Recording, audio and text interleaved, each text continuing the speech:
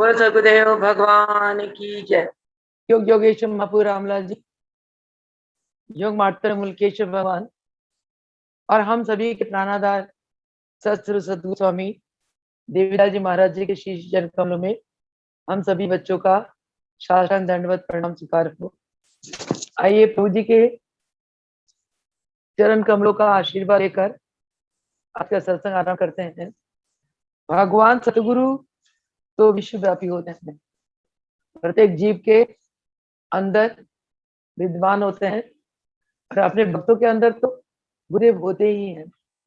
भगत के द्वारा जो भी कार्य करवाते गुरुदेव अपनी कृपा करुणा से करवाते हैं। उनके आशीर्वाद से ही उनका शिष्य कुछ भी कार्य करने में समर्थ हो जाता है। तो ये सत्संग जो चल रहा है, ये भी महाराज जी स्वयं इस सत्संग को चला रहे हैं। इसमें ज्ञान वो स्वयं देते हैं और हमें समझ भी वही देते हैं। उनके ज्ञान बड़े अनमोल है। उनके चरण में यही प्रार्थना है कि वो ऐसी कृपा करें कि उनकी कृपा से ही हमारा जीवन चले और उनकी ज्ञान को हम हमेशा अपने जीवन में अपनाएं, उतारें, उनके वचनों को माने और उसी के अनुसार अपना जीवन चलाएं, तभी हम उनके कृपा पात्र बन पाएंगे। अगर गुरु की दया दृष्टि हो जाए तो शिष्य का तो उसके जीवन में कितनी आपत्तियां आए, कितनी दुख क्लेश आए, वो कभी भी उनका कोई भी आपत्ति या दुख क्लेश शिष्य का बाल बांका नहीं कर सकते। तो गुरु की कृपा पात्र बनने के लिए आइए हम आज सत्संग को करें, मनन करें। आज के सत्संग का विषय है, कल भी यही चला, तो कि मन का स्वरूप क्या है। पिछले प्रवचन में हमने जाना कि मन क्या है, मन की शक्तियां क्या है और इस मन के दोष कैसे आते हैं, मन के दोषों को हम कैसे दूर कर सकते हैं, कौन से साधन है, योग के साधन के द्वारा मन के विकार दूर किए जा सकते हैं। उसके साथ साथ गुरु की कृपा करुणा आशीर्वाद अत्यंत आवश्यक है। और हमने ये भी जाना कि हमें अपने मन के दोषों को दूर करने के लिए मनन करना पड़ेगा और गुरु के शरण में जाना होगा और गुरु के दिए हुए ज्ञान को हमने प्राप्त करना है। तो आज इसी कड़ी को हम आगे बढ़ाते हैं, मन के स्वरूप और गुरु की कृपा। महाराज जी फरमाते कि योगी सदगुरु के जब हम शरण में जाते हैं, वो हम पर कृपा करते हैं, तभी हमारे अंदर ज्ञान उत्पन्न होती है। जीव नहीं तो गुरु की कृपा के बिना इस संसार में अज्ञान तक अंधकार में जीव डूबा हुआ है। गुरु ज्ञान के भंडार होते हैं। गुरु अपने शरण में आने वाले भक्तों के मन के विकार को दूर करके उनके अंदर आत्मा में ज्ञान की ज्योति जला देते हैं। ये ज्ञान केवल ज्ञान प्राप्त करना, ये गुरुगम्य मार्ग है। शिष्य गुरु ज्ञान देते हैं और शिष्य अंतरात्मा में उस ज्ञान को ग्रहण करता है। ये अलौकिक बात है, लौकिकता से बहुत हटके हैं। हम कोई डिग्री प्राप्त करने के लिए लौकिक जगत की, जैसे इंजीनियर बनना है, डॉक्टर बनना है, वकील बनना है, उसके लिए संसारिक मर्यादा रूप से संसारिक गुरु खोलते हैं और वो हमें संसारिक ज्ञान कराते हैं जो लौकिक ज्ञान होते हैं। परंतु गुरु शिष्य को आत्मज्ञान करते हैं। गुरु अलौकिक ज्ञान देते हैं जो लौकिक दुनिया से परे। गुरु अंतरात्मा में बैठकर उसके अंदर की जो ज्ञान की ग्रंथियां है वो गुरु जगाते हैं। तो गुरु की शरण में जो शिष्य जाता है, चाहे वो कितने ही दुखों में घिरा हुआ है और वासना के चक्कर में पड़कर तो कितना विषय भोगों में फंसा हुआ है, अगर वो गुरु की शरण में जाकर इस बात पे वो विश्वास रखता है कि मुझे जो दुख मिल रहा है, जो कष्ट मिल रहा है, और विषय भोगों से जो मैं परेशान हो रहा हूँ, ये मेरे अपने कर्मों का फल है।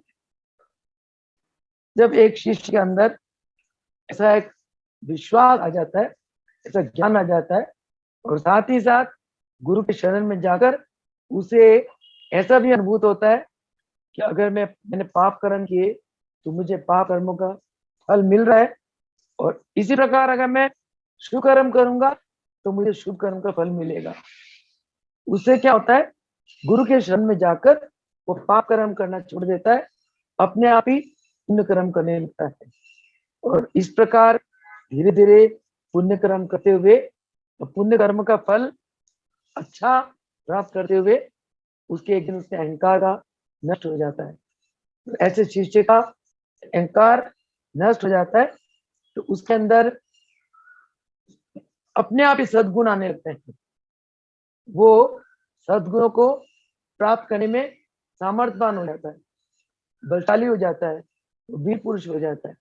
जैसे गुरु के शरण में आने से पहले दुखी होने की वजह से खुद भी दुखी रहता था और औरों को भी दुख देता था, क्योंकि महाराज जी फरमाते कि आपके अंदर जो कुछ होता है आप वही तो बांटोगे।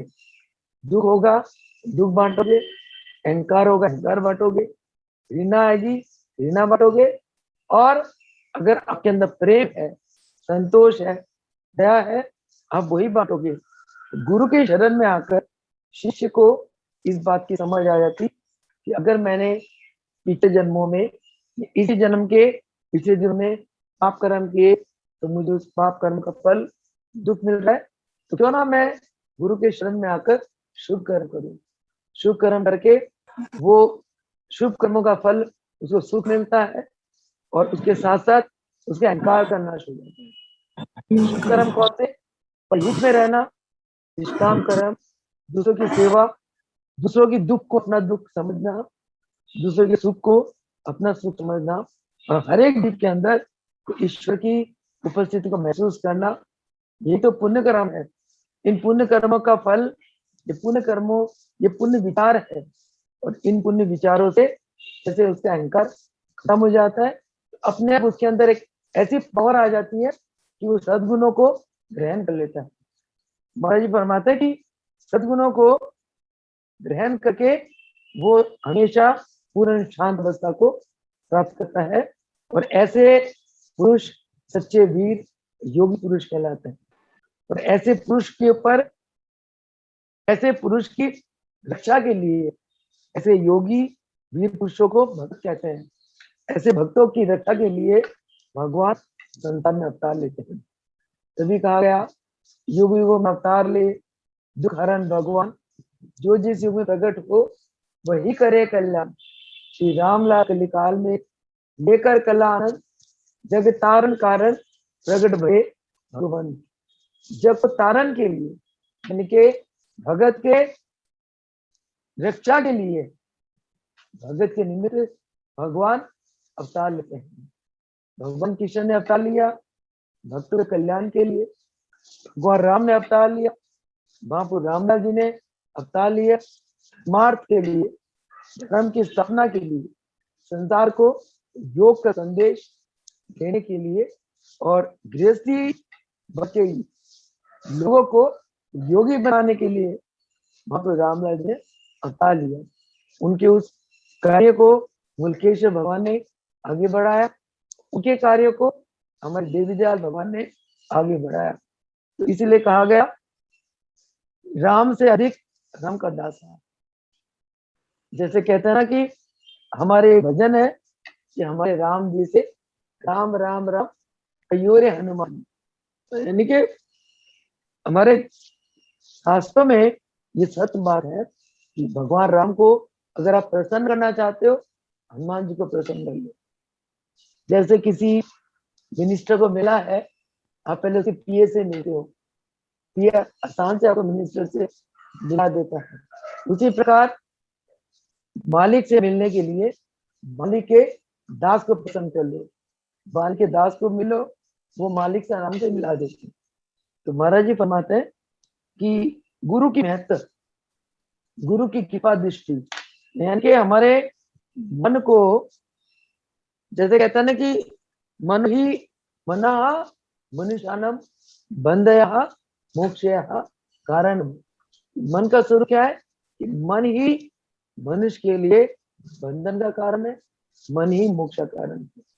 अगर ये मन को आपने गुरु के चरणों में समर्पित नहीं किया तो ये मन आपको बंधन में लेता जाएगा। अगर इस मन को गुरु के चरणों में समर्पित कर दिया, इस मन के ऊपर गुरु की कृपा दृष्टि पड़ गई, यही मन आपको मोक्ष पद का दान प्रदान करता है। यहाँ गुरु की महत्वता आती है कि जैसा एक कोई हम पौधा उगाते हैं तो पौधे को बहुत जल्दी कब पनपता है, जब पौधे को उचित खाद मिले, उचित हवा मिले, उचित पानी मिले और उचित ताप मिले। इन चीजों से पौधा अच्छे पनपता है। उसी प्रकार जो जीव सदगुरु के शरण में आता है, गुरु उसे हर चीज सप्लाई करते हैं।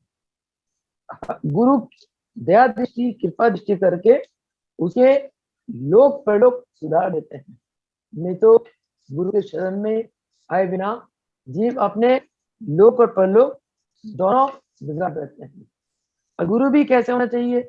गुरु भी पूर्ण योगी गुरु होना चाहिए। जैसे एक सुलझा माली है, उसको आप ऐसा भी बीज दे दो, वो बहुत अच्छे ढंग से उस बीज की सिंचाई करके पौधा बहुत अच्छा उगाता है। और वही बढ़िया से बीज अगर अज्ञानी एक अनाड़ी माली को दे दो तो अच्छा से बढ़िया बीज भी वो बिगाड़ देता है। उसी प्रकार पूर्ण गुरु शिष्य को हर तरह से हर सन से गुणी बना देते हैं, उसको हर कार्य को करने की क्षमता देते हैं और प्रत्येक कार्य के लिए उसको योग्यता देते हैं। ऐसा योगी गुरु करते हैं। और योग के लिए ऐसी परिभाषा भी कही गई, योगा सर्व कर्मसु कौशलम। योग क्या है? योग प्रत्येक कार्य को कुशलता से करना सिखाता है। ये योग कौन सिखाएगा? योग हमारे सतगुरु भगवान सिखाते हैं। आगे महाराज जी बताते हैं कि संसार में प्रत्येक हर क्षण प्रकृति में हर क्षण परमाणु आपस में टकराते रहते हैं। इंसान में भी देख लो, जो ताकत वाला इंसान है वो जो कमजोर इंसान को देखे उसको अहंकार आ जाता है, और कमजोर इंसान ताकत वाले इंसान को देख के द्वेष करता है। यानी कि संसार में ये राग द्वेष चल रहा है, प्रत्येक जीव के तरह से चल रहा है। जो गुरु के बख्शे होते हैं वो इन राग द्वेष से अलग रहते हैं, प्रेम भाव और सेवा भाव रहते हैं। तो महाराज जी फरमाता है कि इस प्रकृति का ये नियम है कि प्रकृति में प्रत्येक परमाणु एक दूसरे से टकरा है। जैसे दो पहलवान के बीच में लड़ाई होती है, एक पहलवान थोड़ा ज्यादा ताकत में होता है, एक पहलवान थोड़ा कम ताकत में होता है। ताकत वाला पहलवान क्या करता है? कमजोर पहलवान को गिरा देता है, उसको पराजित कर देता है। उसी प्रकार प्रकृति का ये नियम है कि दो परमाणु आपस में टकराते रहते हैं, उनमें से जो परमाणु ताकत वाले हैं उनका विजय हो जाता है, जो परमाणु कमजोर होते हैं उनका हार हो जाता है। तो हार और जीत किसका होता है? महाराज जी फरमाते हैं इंसान के अंदर कौन हारता है कौन जीतता है? आप बताओ। ये इसको कहना पानी पिलाया, पानी पानी आ गई है। हाँ, तो इंसान के अंदर कौन हारेगा कौन जीतेगा? महाराज जी फरमाते हैं ठीक है आत्म रूप से बलशाली होते हैं उनकी जीत होती है हमेशा, जो आत्म रूप से कमजोर होते हैं उनकी हमेशा हार होती है। और जो आत्म रूप से कमजोर होते हैं वो हमेशा डिप्रेशन में चले जाते हैं, तरह तरह के रोग भी हो जाते हैं। इसीलिए महाराज जी फरमाते हैं कि आत्म रूप से हमें बलवान होना है। आत्म रूप से बलवान हम कैसे होंगे?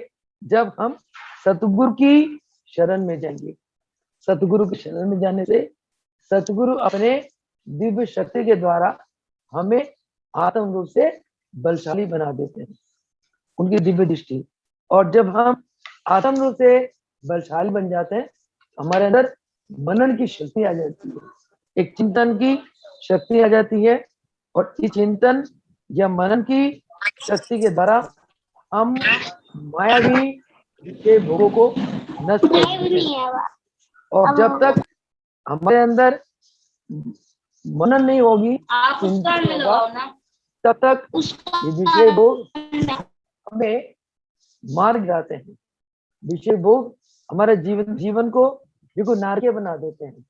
जब तक हम भगवान का भजन नहीं करेंगे, चिंतन नहीं करेंगे, अपना आत्म बल को बलशाली नहीं बनाएंगे, आत्म रूप से कमजोर होंगे, तो विषय भोग हमारे ऊपर हावी हो जाते हैं। तभी कहा गया कि इस मन को हमें गुरु की कृपा से योग साधन करके हमें इस मन को बलशाली बनाना है, मन को ताकत वाला बनाना है। जब मन आपका बलशाली बन जाएगा, जब मन बलशाली बन जाएगा, तब आपकी आत्मा भी, आत्मबल भी बढ़ेगा। जब आत्मबल बढ़ जाता है, तब फिर आपका मन विषय भोगों में नहीं जाता, क्योंकि आत्मबल बढ़ने पे आपको ऐसा आत्म आनंद आता है, गुरु ऐसा आत्म आनंद अब एहसास कराते हैं कि आपको विषय भोग बिल्कुल विष्ठा जैसे महसूस होता है। जैसे हम मल त्यागते हैं, इस प्रकार आप संसारिक विषय भोगों को मल की तरह त्याग देते हैं। तब होता है जब गुरु की कृपा से आपके अंदर आत्म आनंद की प्राप्ति होती है। और आत्म आनंद की प्राप्ति के लिए आपको क्या करना होगा? क्या करना होगा? आपको गुरु के शरण में जाकर योग साधना करनी है। तभी गुरुदेव हमारी अपनी कल्याण के लिए, हमारी भलाई के लिए ये प्रति हमें योग के लिए प्रेरित करते हैं। योग क्या है? योग अपने आत्म स्वरूप को भगवान के आत्म स्वरूप के साथ कनेक्ट करना सिखाते हैं। और इस कनेक्शन के लिए शरीर का स्वस्थ होना, मन का स्वस्थ होना अत्यंत आवश्यक है। अगर हमारा शरीर रोगी है, मन रोगी है, हम भगवान का चिंतन या मनन कैसे कर पाएंगे? इसीलिए महाराज जी परमात्मा की नित्य प्रति हमें ब्रह्म मुहूर्त में उठना है। ब्रह्म मुहूर्त में सभी देवी देवता जागृत अवस्था में रहते हैं। ब्रह्म मुहूर्त में सभी दिव्य शक्तियां ब्रह्मांड में घूमती रहती हैं। ब्रह्म मुहूर्त में सारे ब्रह्मांड में पॉजिटिव वाइब्रेशंस होती है। जो जीव इस ब्रह्म मुहूर्त में उठकर अभ्यास करता है, उसको पॉजिटिव वाइब्रेशंस मिलती है, उसको दिव्य शक्तियां प्राप्त होती हैं और देवी देवता उसको आशीर्वाद दे जाते हैं। बताओ, कहाँ तो हम लोग सोकर अपना जीवन को बर्बाद करने चले थे, कहाँ गुरु ने आकर हमें जीवन को आबाद करने के लिए ब्रह्म मुहूर्त में उठकर योग अभ्यास सिखाया। अब एक दिन अभ्यास करो, मन ही लगेगा, 2 दिन करो, मन नहीं लगेगा। जब आपके अंदर एक लक्ष्य आ जाता है कि मैंने ये प्राप्त करना है, सपोज मैंने डॉक्टर बनना है, डॉक्टर बनने के लिए कम से कम 16 साल पढ़ना पड़ता है। बच्चा 1 साल पढ़ के या 1 महीना पढ़ के थकता तो नहीं है, क्योंकि उसके अंदर एक टारगेट होता है, मैंने ये बनना है।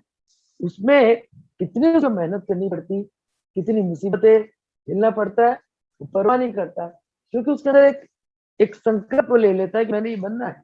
उसी प्रकार हम अगर ये संकल्प ले ले, इसी जन्म में हमने परमात्मा का साक्षात्कार जरूर करना है, अपनी डिटर्मिनेशन स्ट्रांग कर ले, तो हम अपने आप उठेंगे, हमारे अंदर की सोई शक्तियां जगाएंगी।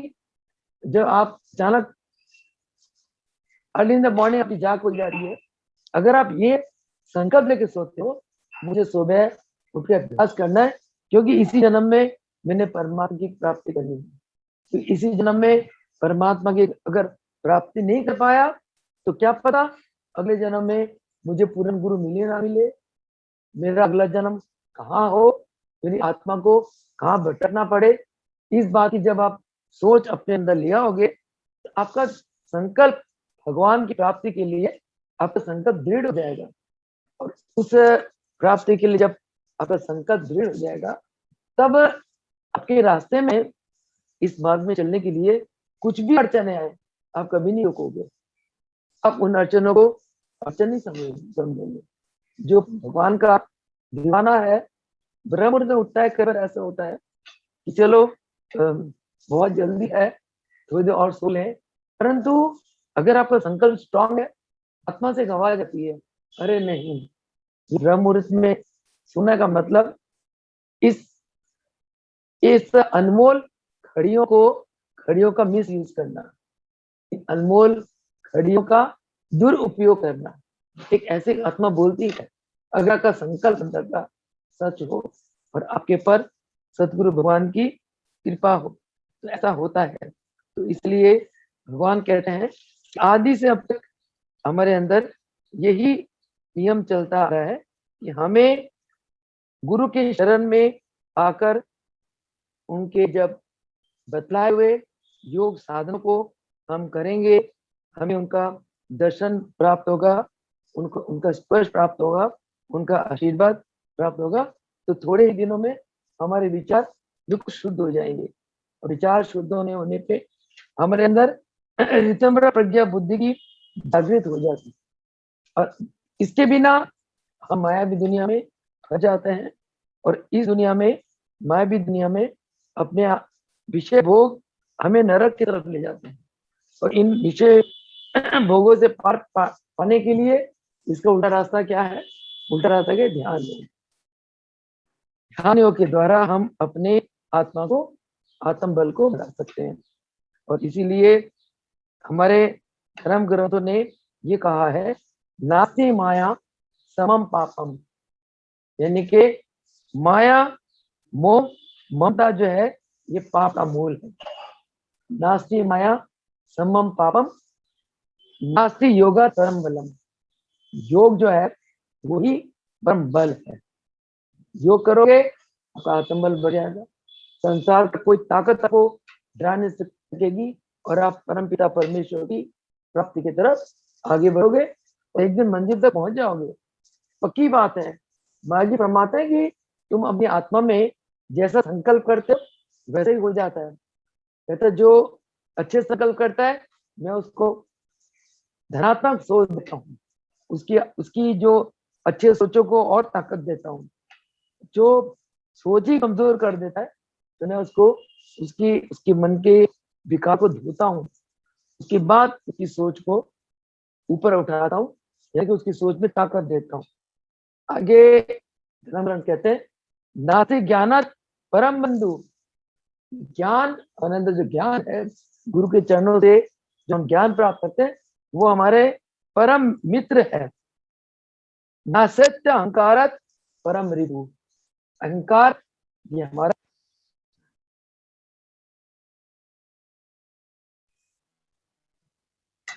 अहंकार हमारा परम शत्रु है। इसीलिए कहते हैं कि सतगुरु कौन है? सतगुरु शिष्य के मन रूपी पौधे के माली है। सतगुरु को एक लेमन लैंग्वेज में शिष्य के मन रूपी पौधे के माली कहा गया। शिष्य के मन को पौधा का, इस पौधा का मालिक कौन है? सतगुरु। जब इस पौधे की रक्षा गुरु स्वयं करते हैं, तब इस पौधे को कोई आपत्ति विपत्ति नहीं आ सकती। जब तक, यानी कि कहने का भाव क्या है, जब तक शिष्य के ऊपर गुरु की कृपा बनी रहती, तब तक शिष्य का बाल बांका नहीं हो सकता। तो गुरु अपने शिष्य का उद्धार, इसका सुधार कैसे करते हैं कि गुरु शिष्य के अंदर एक दृढ़ विश्वास पैदा करते हैं। क्या पैदा करते हैं? कि मेरे गुरु हर पल मेरे साथ हैं, और मैं जो कुछ भी करता हूं, मेरे गुरु अपनी कृपा से स्वयं कराते हैं। इस प्रकार के उसके अंदर एक आत्मविश्वास गुरु पैदा करते हैं, और इस आत्मविश्वास से वो आगे से आगे बढ़ता चला जाता है। आत्मविश्वास से वो ये सोच रखता है कि मुझे एक दिन ना एक दिन गुरु की कृपा से परमात्मा का साक्षात्कार जरूर होगा। इसके विपरीत अगर वो ये सोचता है कि मैं तो इस जन्म में परमात्मा का साक्षात्कार कर ही नहीं सकता, उसका जीवन क्या हो जाता है? माँ जी फरमाते हैं, उसका जीवन अंधकारमय हो जाता है। आजकल के ज्यादा लोग गुरु के चरणों में समर्पित ना होकर इसी अंधकार में फंसे पड़े। इतना वो आत्म रूप से निर्बल होते हैं, वो सोचते हैं कि हम जीवन में कुछ कर ही नहीं सकते। पूर्ण योगी गुरु प्राप्त करके भी हम भगवान को पा ही नहीं सकते। इस प्रकार एक नेगेटिव थिंकिंग के साथ वो अंधकार में दुनिया में घूमते रहते हैं। और गुरु ऐसे शिष्य को अपने शरण में लाकर उन्हें दैविक शक्ति देते हैं। दैविक शक्ति देकर गुरु शिष्य के अंदर वो परम आनंद देते हैं जिस आनंद को प्राप्त करके शिष्य संसारिक विषय भोगों को एकदम त्याग देता है और वो अपने संसारिक विषय भोगों को त्याग कर कर अपने हृदय को प्रेम के सागर से भर देता है। प्रेम ही तो ईश्वर का दूसरा रूप है। ये प्रेम की सप्लाई कौन करता है? प्रेम की सप्लाई केवल गुरु करते हैं। गुरु प्रेम की सप्लाई कैसे करते हैं? गुरु शिष्य के अंदर एक परम आनंद का दान प्रदान करते हैं। इसके अंदर दैविक शक्ति देकर, उसके अंदर शुद्ध विचार भर के, उसके मनोबल को बढ़ाते हुए शिष्य को बिल्कुल निर्भय बना देते गुरु। और शिष्य गुरु के पर इतना आस्था विश्वास करते हुए जब वो निर्भय बन जाता है, तब उसके अंदर प्रेम की दरिया बहती है और वो वासना रूपी कांटेदार वृक्ष को शिष्य उखाड़ के फेंकने में समर्थ हो जाता है। तभी कहते हैं जो गुरु का दीवाना है वो विषय भोगों से बहुत दूर रहता है। उसके अंदर विषय भोगों को उखाड़ के फेंकने की गुरु की कृपा से एक ताकत आ जाती है। पतंजलि ऋषि ने अष्टांग योग के अंतर्गत अष्टांग योग के 8 सोपानों का वर्णन करा है। कौन कौन से? यम नियम, आसन प्राणायाम, धारणा ध्यान समाधि। यम नियम आसन प्राणायाम प्रत्याहार, यम नियम आसन प्राणायाम, वहां तक तो आप आ गया आपका हठ योग। गुरु शिष्य के द्वारा ये हठ योग की सिद्धि करवाते हैं। उसके बाद महाराज जी फरमाते कि ये अगर तुम अष्टांग योग के 4 सोपानों को तुम ग्रहण कर लेते हो, मतलब अपनी पुरुषार्थ से इसके ऊपर इसकी सिद्धि पा लेते हो, कहते प्रत्याहार की सिद्धि और संयम में आ जाती है। प्रत्याहार का मतलब क्या है? जिन इंद्रियों से तुम बाहर के विषय भोगों को भोग रहे थे, वही इंद्रिया विषयों को त्याग देती है।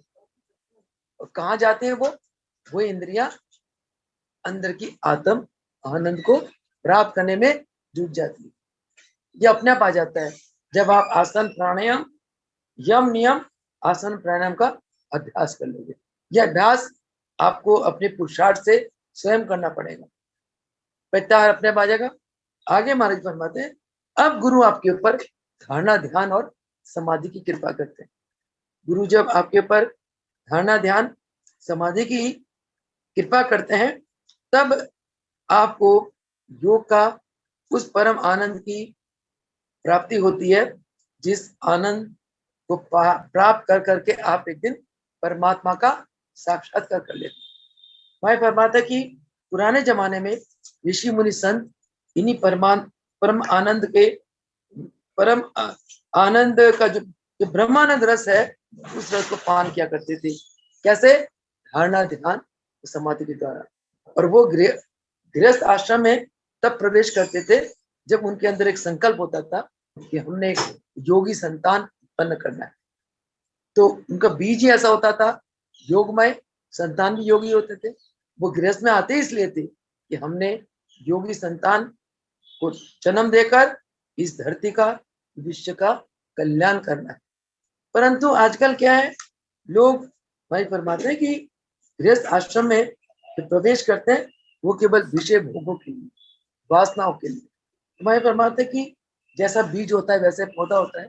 जब आप गृहस्थ आश्रम में विषय भोग वासनाओं में लिपायमान रहोगे, आपके संतान भी ऐसे होंगे तो यही कारण है कि आजकल के जो संतान है वो अधिकतर विषय भोगी संतान है, उनके संस्कार ही ऐसे होते हैं। तो इसलिए महाराज जी कहते थे, मैं कहते कि इन जो इंसान की जो विचार शक्ति है, वो इच्छा शक्ति है, वो अगर स्ट्रांग हो तो इंसान कुछ का कुछ कर लेता है। एक एग्जांपल देते हैं, आप सभी को पता है कि अभिमन्यु ने बहुत छोटी सी उम्र में कर्ण जैसी इतनी योद्धा को हरा दिया था। चक्रव्यूह रचना करने में अभिमन्यु, छोटा सा अभिमन्यु, अर्जुन का पुत्र, सफल हो गया था। महाराज जी प्रवचन में बताते हैं कि जब अभिमन्यु घर में था तो उसको जो चक्रव्यूह का जो ज्ञान दिया गया था, गर्भ में उसने ज्ञान को सुन लिया। गर्भ से बाहर आने के बाद उसको वही ज्ञान याद था। युद्ध में उसने चक्रव्यूह रचना करके और वहां उसको क्या नाम है, कर्ण जैसा वीर योद्धा को फंसा लिया था। बाद में क्या होता, गर्भ अवस्था में माता को नींद आ गई, तो जब भगवान ने चक्रव्यूह भेदन का ध्यान देने लगे तो माता को नींद आ गई, अभिमन्यु भी सो गया, तो इसलिए उसका चक्रव्यूह रचना तो कर ली, भेदन नहीं कर पाया। तो इसलिए युद्ध में अभिमन्यु को अपना शरीर को त्याग करना पड़ा। तो इसलिए महाराज जी फरमाते हैं कि सतगुरु के शरण में जाकर जीव अपना जीवन को दिव्य अविनाशी बना सकता है। और उसी प्रकार महाराज जी कई योद्धाओं के बारे में बताते हैं जो राजा भी थे, जैसे राजा रघु, राजा महीपति, ये लोग राजा भी थे, योगी भी थे। इनके राज्य में बहुत शांति थी, क्योंकि इनके राज्यों में जब राजा स्वयं योगी है तो प्रजा भी सब योगी, बहुत धार्मिक उनकी राज्य थे, और प्रजा बहुत शांति में रहते थे, आनंद में रहते थे, और सभी प्रजा योग साधना में रत रहते थे। कहते हैं कि जिस देश में ऐसे योगी रहते हैं उस देश को भगवान कहते हैं कि मैं वो देश को मैं धन धन मानता हूँ, उस देश की रक्षा मैं स्वयं करता हूँ, भगवान कहते हैं। और कहते हैं कि जिस देश में योगी रहते हैं, कहते हैं मैं उस देश की तो रक्षा करता ही हूँ, उस योगी के बंधु बांधव कुटुंब परिवार की भी रक्षा करता हूँ। इसी के ऊपर महाराज जी का बताते हैं, एक संस्कृत का श्लोक बताते हैं, यस्मिन देशो बसो योगी ध्यान योग विचक्षण, यस्मिन देशो बसो योगी ध्यान योग विचक्षण, यानी कि जिस देश में ध्यान योगी का निवास होता है, सोअपि देशे भवेत् पुत्र किम पुनः तद बांधव, कहते उस देश के पुत्र तो क्या, उस पुत्र के, उस योगी पुत्र के बंधु बांधव को भी मैं अपना कृपा पात्र बना देता हूँ। तो इसलिए भगवान कहते हैं कि जब जब संसार में धर्म का नाश होता है और अधर्म का ज्यादा स्थापना होती है, तब अधर्म के विनाश के लिए, धर्म की रक्षा के लिए मैं युग युग में अवतार लेता हूँ। भगवान ने इन प्राणियों के, अपने भक्तों की रक्षा करने के लिए युग युग में अवतार लेते रहे। भगवान राम ने भक्तों की रक्षा के लिए अवतार लिया, भगवान कृष्ण ने अवतार लिया। उसी प्रकार महाप्रभु रामलाल जी ने कली काल में एक योगी बनकर वो उन्होंने योग का प्रचार प्रसार किया और योगी बन के अवतार लिए। और जिस प्रकार भगवान कृष्ण ने अर्जुन को अपना विराट रूप दिखाकर उसकी ज्ञान की चक्षु खोल दी थी, उसी प्रकार महाप्रभु रामलाल जी ने एट ए टाइम भक्तों को, अनेक अनेक भक्तों को ध्यान में दर्शन देकर उन्हें दिव्य महापुरुष बनाया और योग धर्म की स्थापना के लिए अनेक भक्तों को अपने चरण चरण में लेकर उनकी रक्षा सहायता करी। तो इसलिए महाराज जी फरमाते हैं कि जो जिज्ञासु दिव्य अविनाशी जीवन को प्राप्त करना चाहता है, मोक्ष पद को प्राप्त करना चाहता है, उस जिज्ञासु को अवश्य अवश्य सतगुरु के शरण ग्रहण करना चाहिए। और सतगुरु के शरण में आकर धारणा ध्यान समाधि के द्वारा ही वो दिव्य ज्योतिर्मय आत्म स्वरूप जीवन को वो प्राप्त कर सकता है। और ये भी तभी होगा जब जिज्ञासु गुरु के शरण में आकर योग युक्त होकर गुरु की आज्ञा का पालन करते हुए नित प्रति योग अभ्यास करेंगे। ऐसे भगत 3 ऋण 3 ताप और 3 गुणों से छुटकारा पाकर हमेशा हमेशा के लिए सदगुरु की कृपा पात्र बन जाते हैं और वो मोक्ष पद के अधिकारी बन जाते हैं। अब देखो हमारे गुरुदेव कितने महान हैं, कितने महान परिपूर्ण सतगुरु, जो हमें मोक्ष पद, जिस पद को पाने के लिए देवी देवता भी तरसते हैं, और प्रभु जी हमें मोक्ष पद दे सकते हैं। प्रभु जी के अंदर सामर्थ्य है, परंतु ये मोक्ष पद हमें कब मिलेगा? जब हम नित प्रति संसार के विषय भोगों में अपने आप को लिपायमान ना करते हुए कठिन तप करें, व्रत करें, अभ्यास करें, और अभ्यास करते हुए अपने जीवन और जन्म को दिव्य आनंद की प्राप्ति की तरफ आगे बढ़े। और इस प्रकार अभ्यास करेंगे, साधना करेंगे, प्रभु की कृपा अवश्य बरसेगी और हम अपने परम पद पाकर मनुष्य जन्म को सफल कर पाएंगे। इतना ही कहते हुए अपनी वाणी को विराम देती हूँ। और कल जो भी प्रभु जी बुलवाएंगे बुलेंगे, और अभी भी जो भी बुलाया प्रभु जी ने अपनी कृपा से बुलवाया। इंसान तो कुछ भी नहीं कर सकता। मुकम करोति वाचालम पंगु लंघेते गिरम यत् कृपाति हम बंदे परमानंद श्री माधव। तो इतने में अपनी वाणी को विराम देती हूँ। वो सगुदेव भगवान की, बोलो योग योगेश्वर रामलाल जी की जय हो, मुल्केश्वर भगवान की जय हो, सत्सर देवीलाल भगवान की जय, योग दरबार की